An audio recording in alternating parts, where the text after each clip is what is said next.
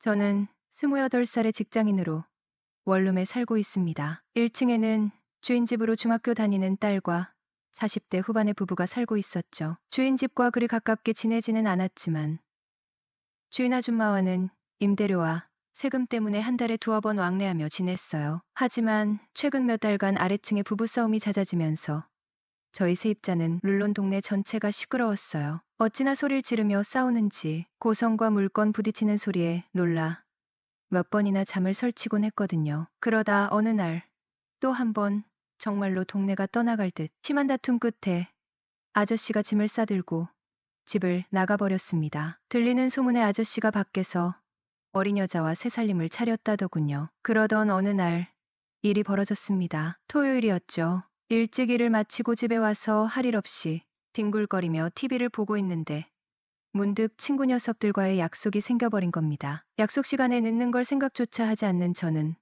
부랴부랴 대충 씻고 옷 갈아입고 준비해서 급하게 나갔습니다. 그리고 친구들과 만나서 오랜만에 곱창구이에 소주를 맛있게 먹고 마시고 있는데 문득 제가 지문을 잠그고 나왔는지가 헷갈리기 시작하는 겁니다. 그때부터 불안한 마음에 집이 걱정되었죠. 왜냐하면 얼마 전 새로 산 노트북이 자꾸 신경이 쓰이는 겁니다. 그래서 친구들한테 미안하게 됐다고 술을 그만 마시고 적당히 취해서 집으로 향했습니다. 역시나 문이 잠겨 있지 않더군요. 방 안으로 들어가 확인해 보니 다행히 없어진 물건은 없었습니다. 그러고 마트에서 생수와 담배를 사고 집으로 돌아오던 길이었죠. 대문을 열고 들어서려는데 1층 주인 아주머니와 마주쳤습니다. 가볍게 인사를 하고 계단을 오르려는 순간 아래층 아주머니가 제게 다가와 조심스럽게 말을 걸었습니다. 경태 학생, 혹시 시간 좀 있어? 그녀의 물음에 멈칫하며 고개를 돌렸습니다. 무슨 일이냐고 묻자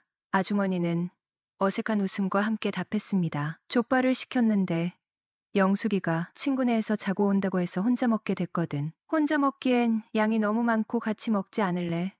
술도 한잔하면서 말야. 그 말에 순간 머뭇거렸습니다. 평소 친하게 지내는 사이는 아니었기에 자연스럽게 거절하려 했지만 그녀의 말 속에 은근한 외로움이 느껴졌습니다. 근데 왜 하필 나지? 내가 부담 없어서 그런가? 아님 딴 생각 품고 그러는 건 아니겠지. 오만 생각이 들었다. 저 아줌마 지금 남편도 없고 술 친구가 필요해서 별 생각 없이 그런 거겠지. 그리고 그녀를 쳐다보니 눈동자가 약간 촉촉한 게 뭔가 내가 도움이 줘야겠다는 생각이 들더라고요. 게다가 족발에 소주라니 한창 먹을 나이의 야식은 쉽게 거부할 순 없었죠. 더군다나 술자리에서 중간에 끊고 나왔으니 잘 됐다 싶었어요. 좋아요. 그런데 아줌마 혹시 막국수도 있어요? 그럼 있지?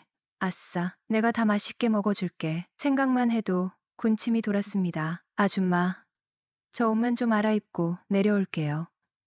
그래, 내가 현관문 열어놓고 기다릴게. 초인종 누르지 말고 그냥 들어와. 네, 알았어요. 재빨리 옷을 갈아입고 1층으로 다시 내려와 현관문을 살짝 열어보니 잠겨있지 않아 그냥 안으로 들어갔다. 그때 마침 안방에서 나오는 영숙 엄마와 마주쳤다. 어머, 경태 일찍 왔네. 옷만 갈아입고 바로 왔어요. 근데 아줌마가 좀 이상했다. 왜냐하면 내가 흠칫할 정도의 화사하게 화장하고 옷도 갈아입고 나온 것이다. 어깨끈은 나시끈처럼 얇았고 무릎 정도까지 오는 하늘색으로 몸에 달라붙은 원피스는 내가 봐도 핏을 강조한 원피스인데 언뜻 보면 참 옷같이 보였기 때문이었죠. 깜짝이야 아줌마. 난 또 다른 집에 온 줄 알았어요. 그렇게 꾸미니깐 사람이 달라 보이는데요. 그래, 경태 눈에도 그리 보인다니 다행이네. 그녀는 기분이 좋은지 살짝 미소를 머금고 말했다. 이제부터라도 나도 좀 꾸미고 살려고. 내가 그동안 너무 안일하게 살았나 봐. 네, 그러세요. 지금이 훨씬 보기가 좋아요. 경태가 보기엔 아줌마 좀 이뻐 보여? 네, 집 나간 아저씨가 이 모습 보시면 금방이라도 돌아오시겠는걸요. 말 실수를 했네 하며 아차 싶었다. 죄송해요. 아줌마. 아니, 괜찮아. 동네 사람들 다 아는 얘긴데 뭐. 그리고 나 신랑이랑 완전히 정리하기로 마음먹었어. 그러니 미안해 할 필요 없어.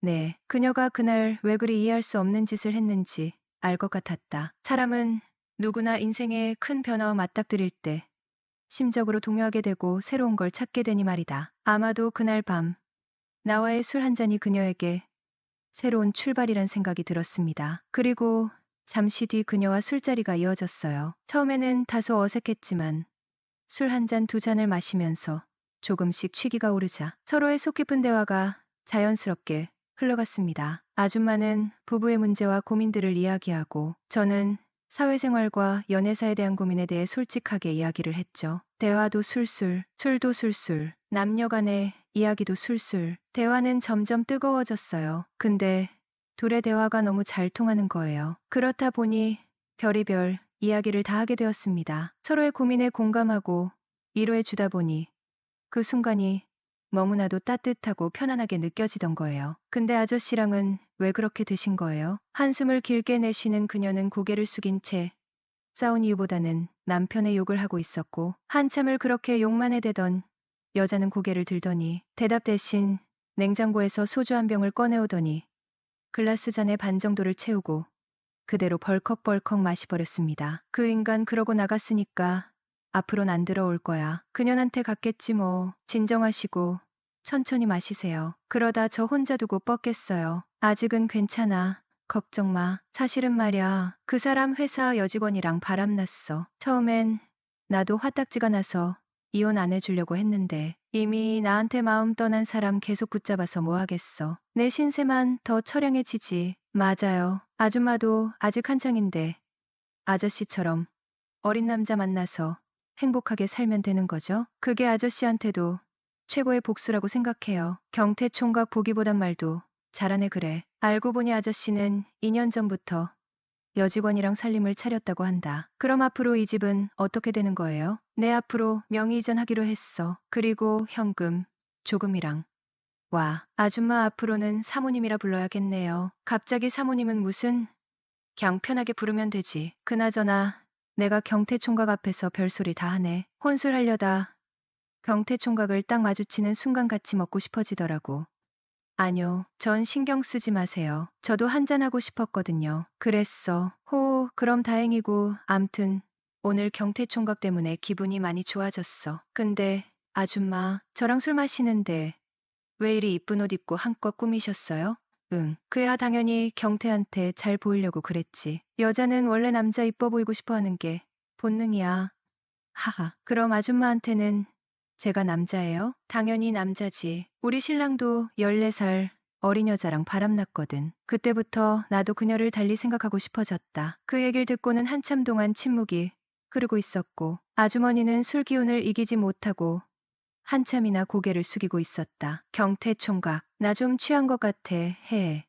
그러더니 잠시 후 잠이 들고 만 겁니다. 깨워서 방으로 보내야겠다 싶어서 조심스레 흔들어 깨우는데 아무 반응이 없는 거예요. 이대로 두고 갈 수 없다 싶어 다시 흔들며 아줌마 방으로 가셔서 주무셔야죠 하며 깨웠죠. 그런데 이게 웬걸? 이 아줌마가 나 그냥 여기서 잘래.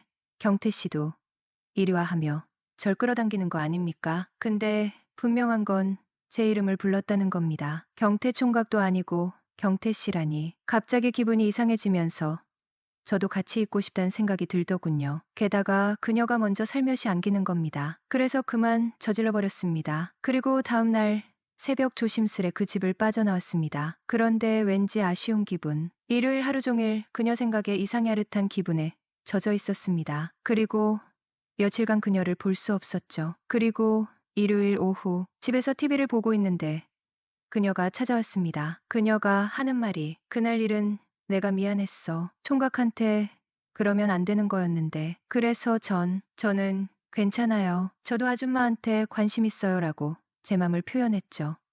저는 12살 연상의 주인 아줌마와 2년 넘게 연애를 이어오고 있습니다. 그동안 서로에게 의지가 되어왔고 결혼에 대해 특별히 얘기를 나누진 않았지만 나름대로 안정적인 관계를 유지해왔습니다. 그런데 며칠 전 여자친구가 임신을 했다는 사실을 알게 되었습니다. 며칠 전부터 그녀가 피곤해하고 무기력하다고 해서 단순히 스트레스 때문이겠거니 생각했는데 테스트기를 사용해 본 결과 2줄이 나왔고 병원에서 4주 차라는 진단을 받았습니다. 저희 모두 예상치 못했던 일이었기에 순간 당황스러웠고 혼란스러운 감정을 감출 수 없었습니다. 특히 그녀는 40대 초반의 돌싱, 저는 30대 초반으로 아직 결혼에 대한 구체적인 계획도 없었기에 더더욱 놀랄 수밖에 없었습니다. 여자친구는 그날 이후로도 계속 고민에 빠진 모습이었습니다. 결혼도 안 한 상태에서 애를 낳는 게 가능하겠냐며 자신에게 던지는 질문이 많았습니다. 저희 둘은 현재 거의 동거에 가까운 생활을 하고 있지만 이 상황에서 결혼을 포함한 앞으로의 계획에 대해 이야기를 나누는 게 쉽지 않았습니다. 제가 물어보면 그녀는 대답을 회피하거나 애매하게 넘어가곤 했습니다. 한 번도 아이를 낳지 말아야겠다는 생각을 한 적은 없지만 막상 현실적으로 고민해 보니 걱정이 많아졌습니다. 저희가 결혼해서 잘 살 수 있을까? 나이 차이에 대한 사회적 시선이나 주변 사람들의 반응은 어떨까? 그리고 결혼 이후의 삶을 준비할 시간적, 경제적 여유는 충분한가? 이런 질문들이 머릿속을 떠나지 않았습니다. 그러면서도 마음 한구석에서는 아이가 저희에게 찾아온 것을 단순한 우연으로만 치부할 수 없다는 생각이 들었습니다. 어쩌면 이 아이는 저희에게 새로운 시작이 될지도 모릅니다. 무엇보다도 아이를 위한 선택이 무엇인지, 그리고 그것을 위해 저희가 함께 할 수 있는 일이 무엇인지 깊이 고민해야 할 것 같습니다. 지금은 혼란스럽고 어렵지만 결국 저희가 내리는 결정이 서로에게 그리고 아이에게 최선이기를 바랄 뿐입니다.